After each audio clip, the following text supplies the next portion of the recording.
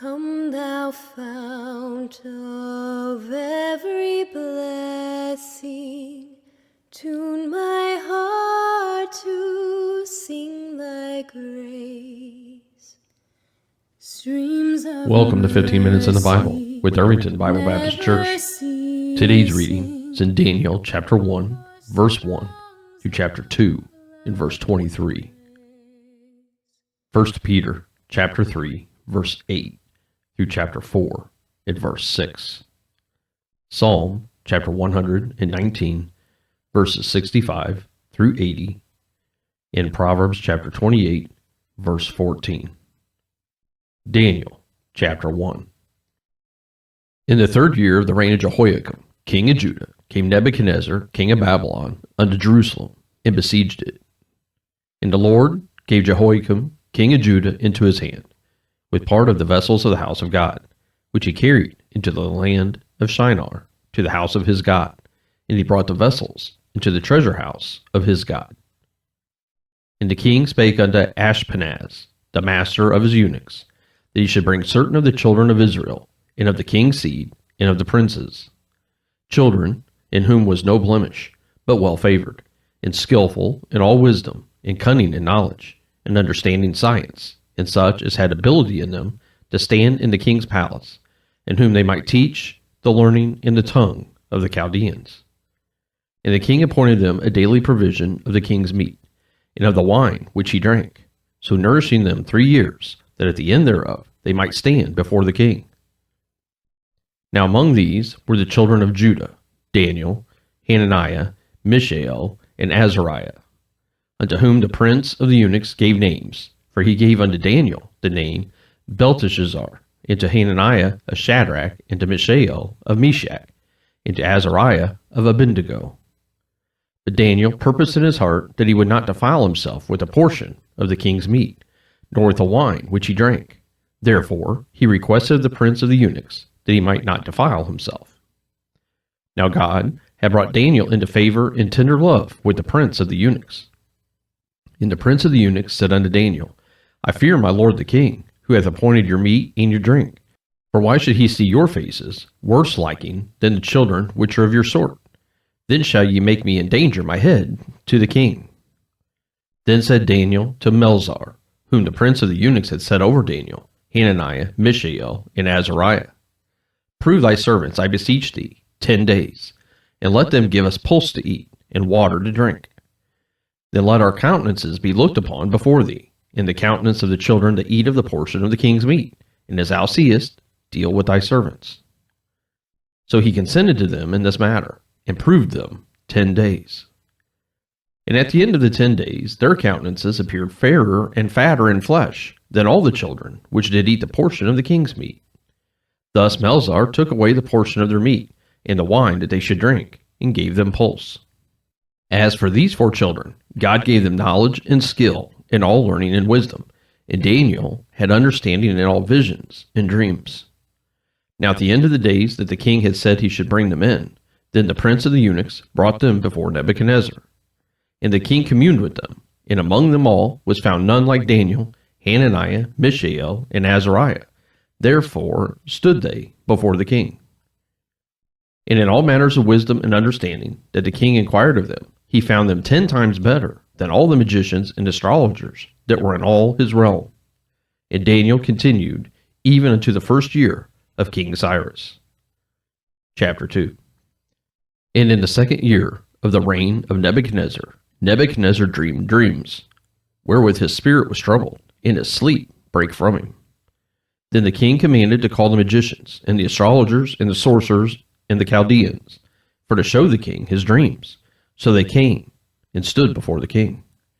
And the king said unto them, I have dreamed a dream, and my spirit was troubled to know the dream. Then spake the Chaldeans to the king in Syriac, O king, live forever. Tell thy servants the dream, and we will show the interpretation. The king answered and said to the Chaldeans, The thing is gone from me. If you will not make known unto me the dream, with the interpretation thereof, you shall be cut in pieces, and your houses shall be made a dunghill. But if you show the dream, and the interpretation thereof, you shall receive of me gifts and rewards and great honor. Therefore show me the dream, and the interpretation thereof. They answered again, and said, Let the king tell his servants the dream, and we will show the interpretation of it. The king answered and said, I know certainty that ye would gain the time, because you see the thing is gone from me. But if you will not make known unto me the dream, there is but one decree for you. For ye have prepared lying and corrupt words to speak before me, till the time be changed. Therefore, tell me the dream, and I shall know that ye can show me the interpretation thereof. The Chaldeans answered before the king and said, There is not a man upon the earth that can show the king's matter. Therefore, there is no king, lord, nor ruler that asks such things at any magician, or astrologer, or Chaldean. And it is a rare thing that the king requireth, and there is none other that can show it before the king, except the gods, whose dwelling is not with flesh. For this cause the king was angry and very furious, and commanded to destroy all the wise men of Babylon. And the decree went forth that the wise men should be slain, and they sought Daniel and his fellows to be slain. Then Daniel answered with counsel and wisdom to Arioch, the captain of the king's guard, which was gone forth to slay the wise men of Babylon. He answered and said to Arioch, the king's captain, Why is the decree so hasty from the king? Then Arioch made the thing known to Daniel.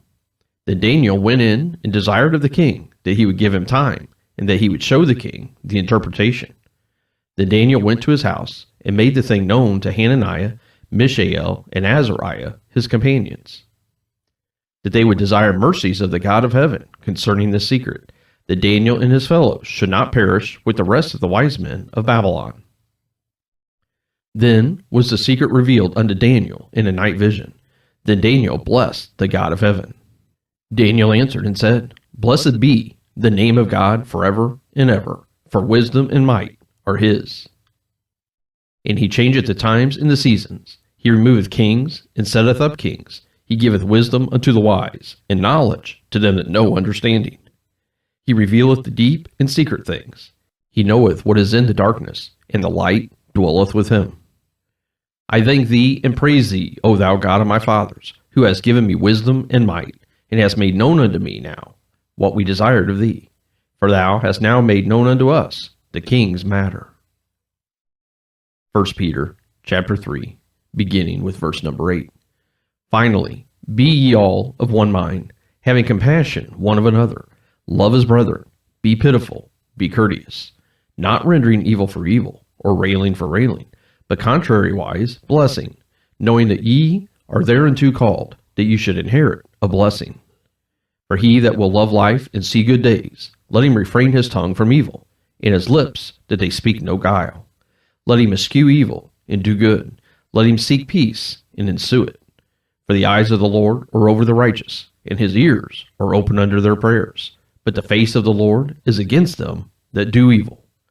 And who is he that will harm you, if ye be followers of that which is good? But, and if ye suffer for righteousness' sake, happy are ye, and be not afraid of their terror, neither be troubled.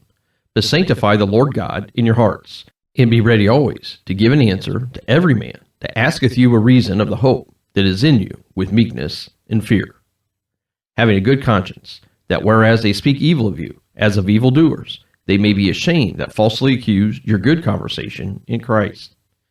For it is better, if the will of God be so, that ye suffer for well-doing, than for evil-doing.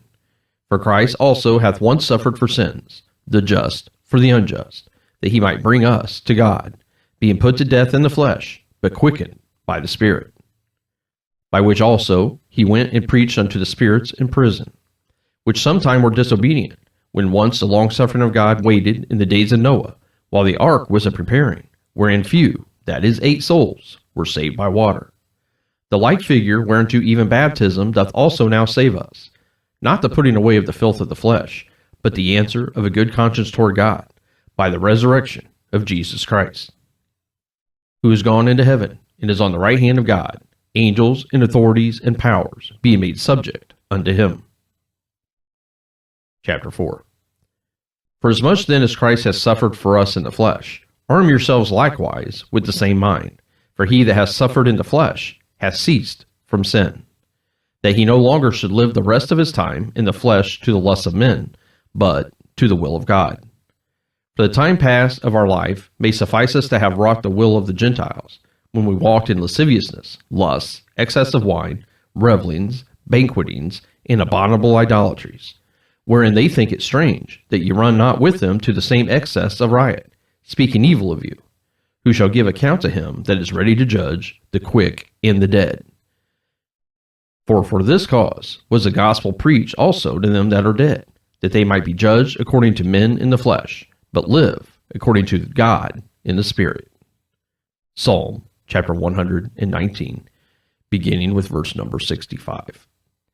Thou hast dealt well with thy servant, O Lord, according unto thy word. Teach me good judgment and knowledge, for I believed thy commandments. Before I was afflicted, I went astray, but now have I kept thy word. Thou art good, and doest good. Teach me thy statutes. The proud have forged a lie against me, but I will keep thy precepts with my whole heart. Their heart is as fat as grease, but I delight in thy law. It is good for me that I have been afflicted, that I might learn thy statutes. The law of thy mouth is better unto me than thousands of gold and silver. Thy hands have made me and fashioned me. Give me understanding, that I may learn thy commandments. They that fear thee will be glad when they see me, because I have hoped in thy word. I know, O Lord, that thy judgments are right, and that thou, in faithfulness, hast afflicted me. Let, I pray thee, thy merciful kindness be for my comfort, according to thy word unto thy servant. Let thy tender mercies come unto me, that I may live, for thy law is my delight. Let the proud be ashamed, for they dealt perversely with me without a cause. But I will meditate in thy precepts. Let those that fear thee turn unto me, and those that have known thy testimonies. Let my heart be sound in thy statutes, that I be not ashamed. Proverbs chapter 28, verse number 14. Happy is the man that feareth always, but he that hardeneth his heart shall fall into mischief. Thank you for joining us for 15 minutes in the Bible. Seal it for thy courts above. Here's my heart, oh, take and seal it for thy courts above.